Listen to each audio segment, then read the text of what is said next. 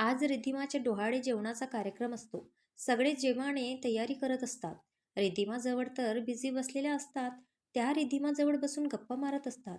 दिव्या तिच्या रूममध्ये येते. दिव्या बोलली, रिधिमा ही साडी घे, सोन्याचे दागिने आणि हा साज आहे. आता एक मुलगी येईल तुला तयार करायला. तोपर्यंत हे घे ज्यूस आणि हे सँडविच संपवायचं. बिझी बोलली दिव्या. मी बाळा आहे तिच्याजवळ लक्ष द्यायला. दिव्या निघून गेली. सगळे तयारी करायला निघून गेले. पाहुणेही एक एक येत होते. दिव्या रिधिमाच्या रूममध्ये येते. तिची तयारी सुरू असते. नीलम, समृद्धी आणि श्वेताही येतात. समृद्धी बोलली, हे काय दिव्या, तू अजून तयार नाही झालीस? जा बरं पटकन आवरून ये, तोपर्यंत आम्ही बघतो इकडे. दिव्या रूममध्ये येते. ती फ्रेश होऊन पटकन साडी नेसते. केसांचा आंबाडा बांधून आरशात स्वतःला बघत असताना तिचं लक्ष बेडवर जाते. ती पटकन मागे वळून बघते तर अधिराज तिलाच बघत हसत असतो. दिव्या बोलली, आधी तू घाबरले ना मी. तू कधी आलास? ती जाऊन त्याला मिठी मारते. अधिराज बोलतो, मी केव्हाच आलो होतो, माझ्या बायकोची गंमत बघत होतो. तो मिठी घट्ट करत बोलतो. दिव्याला रेड कलरची पैठणी, त्यावर हिरवं ब्लाऊज, हातात मॅचिंग बांगड्या, केसांचा आंबाडा, हलका मेकअप, नाकात नथ, गळ्यात हार, खूप सुंदर दिसत होती ती. दिव्या बोलली, चल सोड आता, मला आवरायचं आहे अजून. तू नाही येणार ना खाली? अधिराज बोलतो, मला यायला ना काही नाही. मी आलो आणि तुझा दादू विनाकारण भडकेल माझ्यावर. चांगला माहोल खराब होईल. तू समजून घे बच्चा. दिव्या बोलली, बघ प्रत्येक जण त्याच्या नवऱ्यासोबत राहणार आणि मी माझा नवरा असून पण त्याच्यासोबत मिरवता येत नाही. काय नशीब आपलं बघ ना. अधिराज बोलतो, आता रडणार आहेस का? सगळा मेकअप खराब होईल तुझा. चल बाकीचं मी तुला आवरून देतो. दिव्या बोलली, नको करते मी, तू फक्त गजरा मारून दे. दिव्या आवरून घेते. अधिराजही तिच्या केसात गजरा मारतो. दिव्या उठून उभी राहत त्याला डोळ्यांनीच विचारते, कशी दिसते मी? अधिराज बोलतो, खूप सुंदर. एक कमी आहे, पण असो, असं वाटत आहे आता तुला घेऊन पडून जावं. दिव्या बोलली, तुला एक गंमत दाखवते. दिव्या तिचा मोठा हार खाली लपवलेलं मंगळसूत्र दाखवते. अधिराजच्या चेहऱ्यावर ही स्माईल येते. अधिराज बोलतो, अरे वा, म्हणजे मी आहे गड्यात तुझ्या, कोणीच आपल्याला वेगळं करू शकत नाही. दिव्या बोलली, हो, कोणाची हिंमत आहे आपल्याला वेगळं करण्यात? पण मला ना आज खूप भीती वाटत आहे. तेवढ्यात डोर वाजतो. बाहेर नीलम हाक मारत असते. नीलम बोलली, दिव्या आवरलं का तुझं? चल, हे तुला खाली बोलावत आहे. दिव्या बोलली, तू हो पुढे, मी आलेच. चल आधी, मी जाते खाली. दिव्या जातच असते की अधिराज तिला स्वतःकडे खेचतो.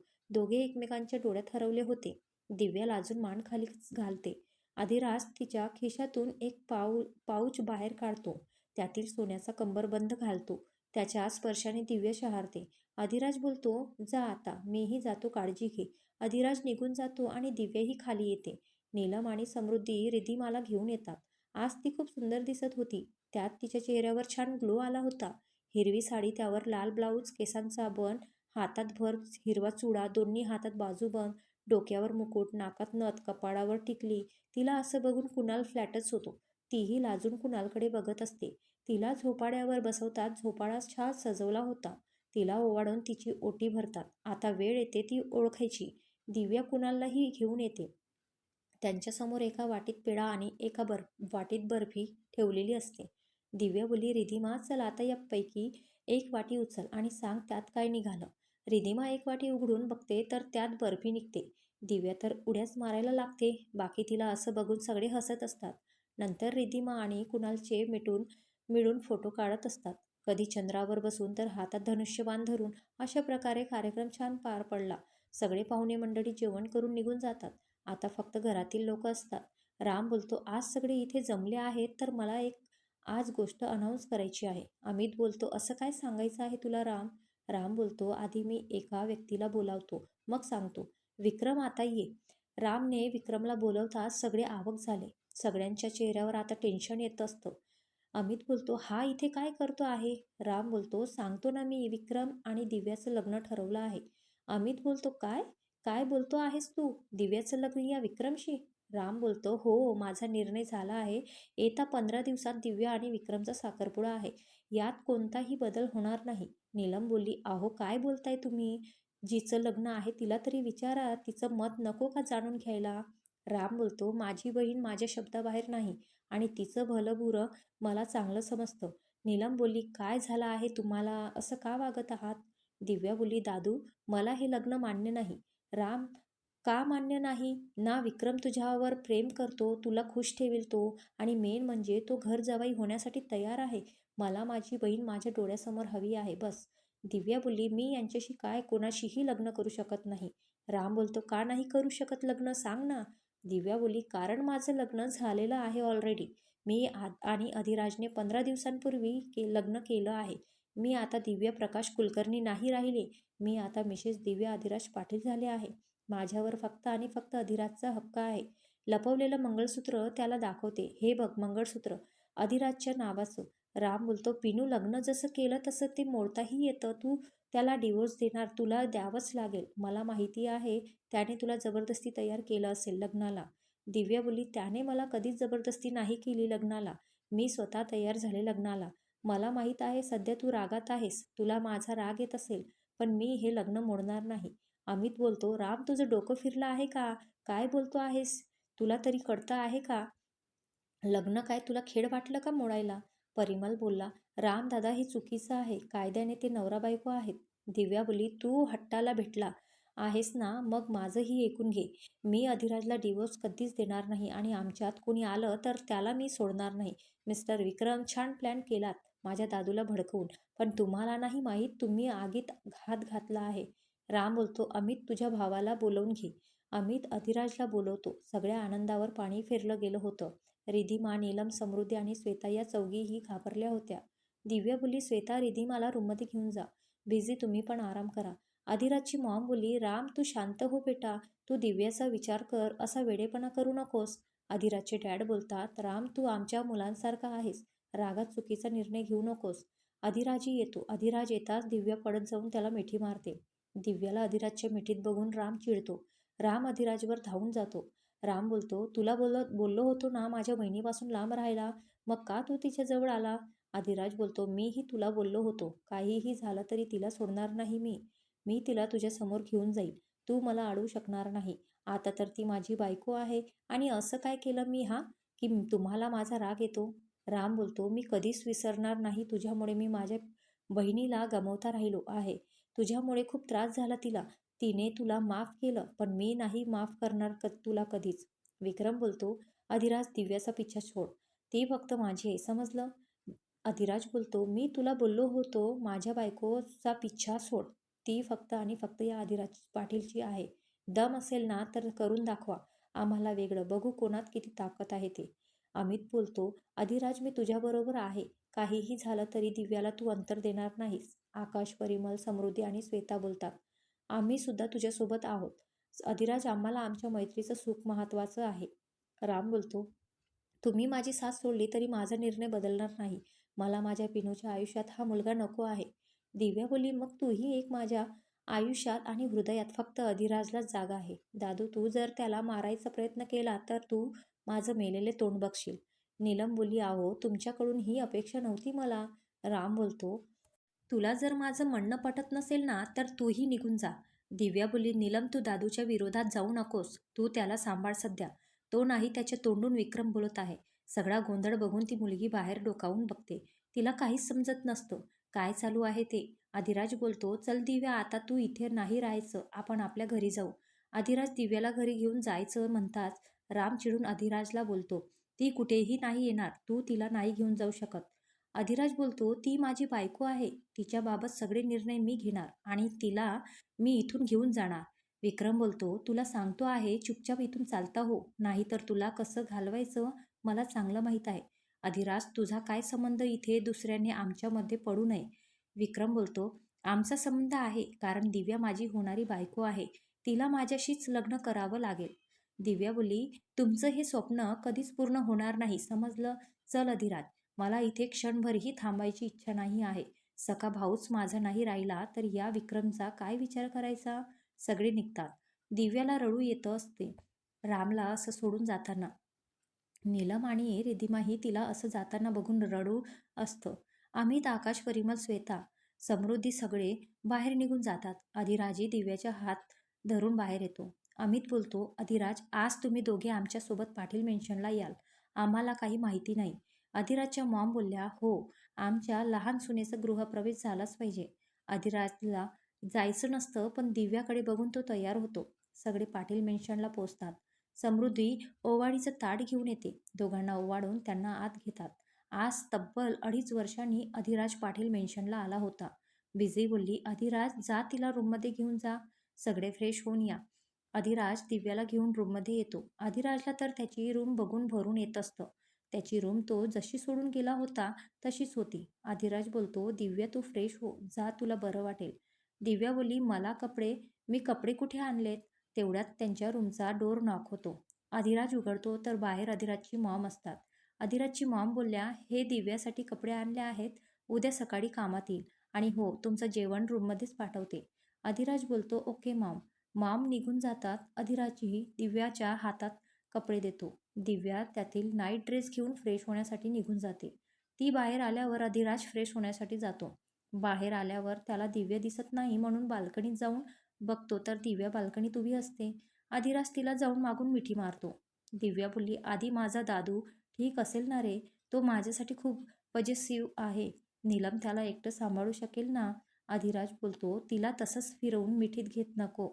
नको काळजी करूच बच्चा, होईल सगळं नीट. कधी ना कधी आपल्याला हे होणारच आहे हे माहिती होतं. आणि तसं बरंच झालं ना, आपलं नातं सगळ्यासमोर आलं. आता आपल्याला लपून भेटायची गरज नाही. होईल तुझा दादू शांत आणि त्या विक्रमचाही बंदोबस्त करू आपण. दिव्या बोलली, लव्ह यू अधिराज. अधिराज बोलला, लव्ह यू टू. दिव्या अधिराज तिला उचलून बेडरूममध्ये आणतो. तिला बेडवर बसवतो. तेवढ्यात त्यांचं जेवणही मेड आणून देतो. दोघेही एकमेकांना भरवतात. जेवण होताच दिव्या बेडला मागे टेकून बसते. अधिराजही तिच्या बाजूला बसतो. दिव्या बोलली, अधिराज सगळं ठीक होईल ना? आज बघ ना, तुला घरी बघून सगळे किती खुश आहेत. अधिराज बोलतो, आपण उद्या आपल्या घरी जाणार आहोत. दिव्या बोलली, आपण आपल्या घरीच आहोत. आपण इथेच राहायचं आता सगळ्यांसोबत. अधिराज बोलतो, आपण इथे नाही राहू शकत. बस, आता काही नको बोलू. अधिराजला चिडलेलं बघून दिव्या जास्त विषय वाढवत नाही. दिव्या त्याच्याकडे पाठ करत झोपून घेते. अधिराजही तिला मिठी मारून तिच्या गालावर ओठ टेकवतो. दिव्या त्याच्याकडे वळून बोलते, काय आहे आता? झोपायचं नाही आहे का? अधिराज बोलतो, झोपायचं तर आहे. बस सुख सुख. आज कितीतरी दिवसांनी माझी बायको अशी मिठीत झोपली आहे. मग आम्हाला काय नको का स्वीट डिश? दिव्या लाजून त्याच्या कुशीत शिरते. एक नजर त्याच्याकडे बघते तर तो तिच्याकडे बघत होता. दिव्या पटकन ओठांवर किस करून बाजूला होती. पण आपले अधिराज सर तिच्या मानेत हात टाकून तिला जवळ घेत ओठांवर ओठ टेकवतो. असंच एकमेकांवर प्रेमाचा वर्षाव करत पुन्हा एकजीव होत झोपून जातात. तर इकडे कुलकर्णी मेन्शनमध्ये शांतता असते. विक्रम ही निघून गेलेला असतो. राम त्याच्या रूममध्ये डोळे बंद करत बसलेला असतो. तर नीलम त्याच्याकडे येत नीलम बोलली, अहो अहो.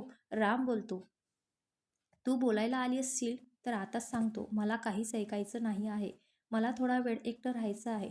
नीलम बोलली, करा तुम्हाला मनाला वाटेल ते. मी कोण लागते तुमची? तुम्ही ना माझ्याशी नावाला लग्न केलं आहे. तुम्ही मला बायको म्हणून कोणतेच अधिकार दिले नाही आहेत. मी फक्त एक शोपीस आहे तुमच्यासाठी, बस. राम बोलतो, नीलम उगाच मला आता चिडायला लावू नकोस. आधीच मी टेन्शनमध्ये आहे. तू मला सपोर्ट करायचं सोडून मलाच ऐकवत आहे. नीलम बोलली, तुम्ही सगळं स्वतः ओढावून घेतलं आहे. तुम्हाला माहीत आहे दिव्याचं प्रेम अधिराजवर किती आहे, पण तुम्ही हट्टाला पेटलात. तुम्हाला तुमचं प्रेम खूप इझिली भेटलं, पण त्यांचं तसं नाही आहे. त्यांनी त्यांच्या प्रेमात दुरावा सहन केला आहे. खूप कष्टाने एक झाले आहेत ते. तुम्ही त्यांना पाठिंबा द्यायचं सोडून तुम्ही त्यांच्या प्रेमाच्या आड येत आहात. जाऊ दे, झोप आता तुम्ही पण. सकाळी सूर्याची कोवळी किरण दिव्याच्या चेहऱ्यावर आली, त्यामुळे तिला जाग आली. बाजूला बघितलं तर अधिराज शांत झोपलेला होता. त्याचा एक हात तिच्या पोटांवर तर एक हात तिच्या मानाखाली होता. दिव्या त्याच्या कपाळावर आलेले केस बाजूला करत त्याच्या कपाळावर किस करते. त्याच्या चेहऱ्याचं निरीक्षण करत असते. दिव्या बोली, किती गोड दिसतो माझा बाबू झोपेत. उठला की चिडचिड करेल, पण जसा आहे माझा आहे. दिव्या त्याच्या ओठांवर किस करून उठणारच की अधिराज तिला स्वतःजवळ खेचतो. दिव्या त्याच्या छातीवर आदळते. अधिराज बोलतो, हे चुकीचं आहे हा. मी झोपलो असताना मला किस करणार आणि मी जागा असताना नाही देत. दिव्या बोलली, काल कोणी दिली हा? तू ना खूप चावट होत चालला आहेस दिवसांदिवस. अधिराज तिला स्वतःखाली घेत तिला किस करत असतो. किस सोबत एक लव बाईट सोडत असतो. दिव्या त्याला गुदगुल्या करून बाजूला ढकलते. पळत जाऊन बाथरूममध्ये घुसते. अधिराजही तिच्या मागे पळत तोही बाथरूममध्ये घुसतो. अधिराज बोलतो, आता कुठे जाशील हा? दिव्या बोलली, आधी सोड माझी, सगळे खाली वाट बघत असतील. बरं दिसतं का ते असं उशिरा खाली जाणं? काय म्हणतील ते? आता मी सून आहे या घरची. अधिराज बोलतो, तू दुसऱ्यांचाच विचार कर. मी चाललो बाहेर आणि अजून एक आज आपण आपल्या घरी जाणार आहोत आणि मला काहीही ऐकायचं नाही आहे. अधिराज रागात बाहेर निघून जातो. दिव्या आंघोळ करून साडी नेसून बाहेर येते. केस धुतल्यामुळे केसांना फक्त क्लचर लावते. गळ्यात मंगळसूत्र आणि भांगीत कुंकू भरून तयार होते. तिला खाली जायला भीती वाटत असते.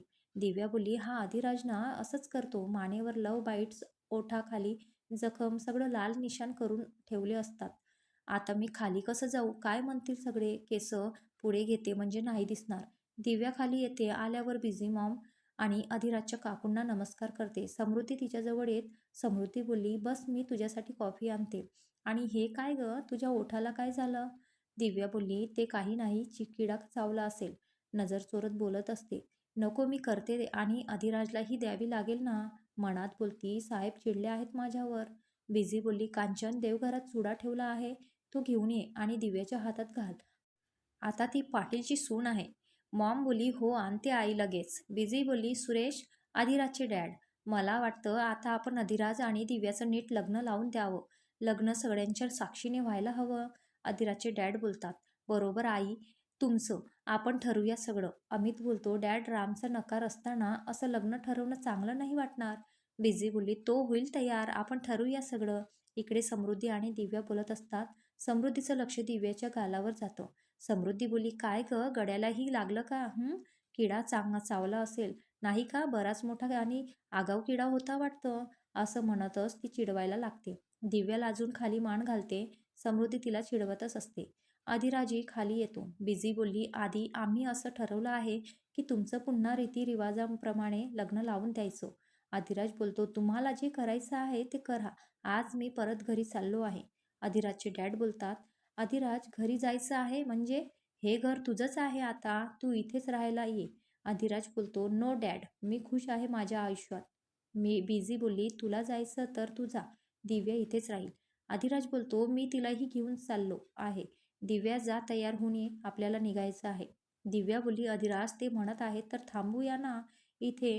इथे सगळी आपली माणसं आहेत, तिथे एकटं. अधिराज बोलतो, तुला सांगून कळत नाही आहे का? काय लावलं आहे नाही जायचं नाही जायचं सारखं? ठीक आहे, तुला नाही यायचं ना तर नको येऊस, मी एकटाच जातो. त्याचा वाढलेला आवाज बघून दिव्या घाबरते. तिला रडायलाच येतं. मॉम बोलली, आधी ही काय पद्धत आहे बोलायची तिच्याशी? जरा रागावर कंट्रोल करत जा. बायको आहे ती तुझी, तिला रडवायला काही नाही वाटत का तुला? दिव्या बोलली, आई राहू द्या, जाते मी त्याच्यासोबत. अधिराज बोलतो, फाईन, थांबतो मी इथे, आता रड नको. बिझी बोलली, दिव्या, आजपासून लग्न होईपर्यंत तू गेस्ट रूममध्ये झोपशील. आता बिझीनी अजून एक बॉम्ब टाकला. अधिराज बोलतो, काय? कशाला? आम्ही नाही वेगळं राहणार, बायको आहे ती माझी, तुमच्या इच्छेखातर मी इथे थांबतो आहे, तर अजून एक अट. अधिराज वैतागून बोलतो आणि बाकीचे सगळे हसत असतात. अधिराज रागात रूममध्ये निघून जातो. दिव्याही त्याच्या मागं निघून जाते. समृद्धी बोली, मॉम, आपण दिव्याला चुडा आता लग्नातच घालू. बिझी बोली, हो कांचन, आता सगळं विधिवत होऊ दे. अमित बोलतो, मी वेडिंग प्लॅनरला अपॉइंटमेंट करतो, म्हणजे काम सोपी होईल. सुरेशराव बोलतात, हो कांचन वहिनी, शॉपिंगही करायला घेऊ. सगळे घरात परत लग्न होणार म्हणून आनंदी असते. तर इकडे अधिराज चिडून रूममध्ये फेऱ्या मारत असतो. दिव्या रूममध्ये येते तर अधिराज डोर लॉक करून घेतो. दिव्या तर त्याच्या अशा कृतीतून घाबरते. दिव्या बोली, काय झालं आधी? तू एवढा चिडला का आहेस? आधी बोलतो, चिडू नको म्हणतेस, घरी जायचं होतं तर इथे थांबवलं, इथे राहायला तयार झालो, तर अजून एक अट, तू लग्न होईपर्यंत दुसऱ्या रूममध्ये राहणार का? राहायचं मी वेगळं तुझ्यापासून, बायको आहेस तू माझी. दिव्या बोलली, 15 दिवसांचा तर प्रश्न आहे, आपलं लग्न आहे, एन्जॉय कर. एक तर माझ्या आयुष्यातला जवळचा व्यक्ती पहिलेच चिडला आहे, आता तूही चिड. अधिराज बोलतो, सॉरी, मी विनाकारण चिडलो तुझ्यावर, पण तूही मला समजून घे ना. मला आधीच दुरावा, त्यात आता हे असं वेगळं राहायचं. तसं बघायला गेलं तर लग्न मला सगळे प्रॉब्लेम सॉल्व्ह झाल्यावर करायचं होतं, मनावर कोणतंही दडपण न ठेवता. दिव्या बोलली, तू त्या विक्रमचा विचार नको करू, आपण आपल्या माणसात लग्न एन्जॉय करू. त्याचं काय करायचं आहे ते मी करेन. तसंही त्याच्या पापाचा घडा भरला नाही तर तो ओतू जायला लागला आहे. अधिराज बोलतो, एक मिनटं, म्हणजे तू काहीतरी ठरवलं आहेस त्याच्या बाबतीत, बरोबर? तू मला सांगितल्याशिवाय कोणतंही पाऊल उचलायचं नाही. चांगला माणूस नाही आहे तो. मला कोणतीही रिस्क नको आहे बस. दिव्या मनात बोलली, "सॉरी आधी, मी तुला काहीच नाही सांगू शकत आणि मला ते करावंच लागेल. मी जे ठरवलं आहे तसंच होईल. आतापर्यंत सगळ्यांनी साधी खूप विचार करणारी दिव्या बघितली आहे. पण आता मूळ स्वभाव या दिव्याचा बाहेर येईल. मिस्टर विक्रम बोलले होते तुला, जेव्हा गोष्ट माझ्या घरच्यांची आणि माझ्या माणसांची येते, तर ती दिव्या कोणालाही सोडत नाही. आता बघत राहा तुझ्या आयुष्यातील धमाका बघायला." दिव्याला हरवलेलं बघून अधिराज तिला मागून मिठी मारत तिच्या गालावर किस करतो. त्याच्या स्पर्शाने ती भानावर येते. अधिराज बोलतो, "बायको आता तुम्ही तर दुसऱ्या रूममध्ये जाणार. मग आता आपण आपला रोमॅन्स सुरू करायचं का?" दिव्या बोलली, "ते काय आहे ना, आता आपण डायरेक्ट पूजा करून झाल्यावर सगळं. आता आता सध्या तुमचा रोमॅन्सला ब्रेक द्या." अधिराज बोलतो, "किस तर करू शकतो ना, मी त्याच्यासाठी कशाला वाट बघायची? आणि तसंही आपलं लग्न झालं आहे, समजलं? हे फक्त आपल्या घरच्यांसाठी परत लग्न करत आहोत. लग्न झालं की मग लगेच हनीमूनला जायचं." दिव्या लाजून त्याला बघत असते. तो तिला किस करणारच की दरवाजा नॉक करायचा आवाज येतो. दिव्याला तर हसूच येतं. अधिराज दात ओठ खात रागात दरवाजा उघडतो तर समोर अधिरा उभी असते. अधिरा बोलली, "भाई, वहिनीला खाली बोलावलं आहे. लगेच सगळे आले आहेत." लाजून मॅडमचे आकाश साहेब जे आलेल्या असतात. अधिराज बोलतो, "तू हो पुढे, आम्ही येतो हां." राग कंट्रोल करत. अधिरा बोलली, "नाही भाई, तू नंतर ये, मी वहिनीला घेऊन जाते."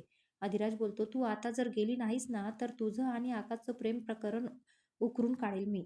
हळूच तिच्या कानात बोलतो. तिला एक लोक देत अधिराही घाबरून पडून जाते. अधिराज दार बंद करून दिव्याजवळ येतो. ती हसत असते. अधिराज तिच्याकडे चिडून बघत असतो. दिव्या लगेच गप्प बसते. दिव्या बोलते, "बरं चल जाऊ आपण खाली, वाट बघत असतील सगळे." दिव्या दार उघडणारच की अधिराज तिच्या हात धरून स्वतःजवळ खेचतो. तिच्या ओठांवर ओठ टेकवून रब किस करतो. एवढं अचानक झाल्यामुळे दिव्या गोंधळते. तीही डोळे बंद करत त्याला जे करायचं ते करू देते. तिला माहिती होतं आपण कितीही प्रयत्न केले तरी त्याच्या मनात आल्याशिवाय तो सोडणार नाही. थोड्या वेळात तो बाजूला होतो. तिचे ओठ लाल झालेले असतात. अधिराज बोलतो, "चल आता खाली." तिला डोळा मारून तो खाली निघून जातो. दिव्या ही केस नीट करत खाली येते. खाली हॉलमध्ये परिमल, श्वेता, आकाश, बाकी सगळी पाटील फॅमिली बसते. श्वेता बोलली, "कशी आहेस दिव्या?" आकाश तिला चिडवत बोलतो, "तिला काय झालं आहे आता? तिला आपली का आठवण येईल?" परिमल बोलतो, "तू गप्प बस. दिव्या, घाईत का बोलावलंस?" दिव्या बोलली, "हो, मला बोलायचं आहे तुमच्याशी एकांतात." बिझी बोलली, "तू घेऊन जा त्यांना तुझ्या रूममध्ये. मी मेडला सांगून कॉफी आणि ब्रेकफास्ट पाठवते." सगळे दिव्याच्या रूममध्ये जातात. सगळे बसून घेत बोलतात. श्वेता बोलली, "काय झालं आहे दिव्या? असं काय बोलायचं आहे? तुला सांग ना." दिव्या बोलली, "आकाश, तुला जे सांगितलं ते आणलं आहेस का?" आकाश बोलतो, "हो, आणलं आहे ते. हे घे." कसा वाटला मग आजचा भाग मित्रांनो? काय ठरवलं असेल दिव्याने? आणि दिव्याने आकाशला काय आणायला सांगितलं असेल? राम, दिव्या आणि अधिराजच्या लग्नाला येईल का? तुम्ही लग्न एन्जॉय करा. विक्रमचा ही आता बँड वाजवू आपण. काय? बोर नाही झालात ना मग मित्रांनो? आपली कथा मस्त आहे ना? तर मग आपली प्रतिक्रिया कळवा. आणि व्हिडिओला लाईक आणि शेअर करा. चॅनलवरती पहिल्यांदा भेट दिली असेल तर आपल्या ह्या चॅनलला सबस्क्राईब करायला विसरू नका. अशा छान छान कथा बघण्यासाठी. धन्यवाद.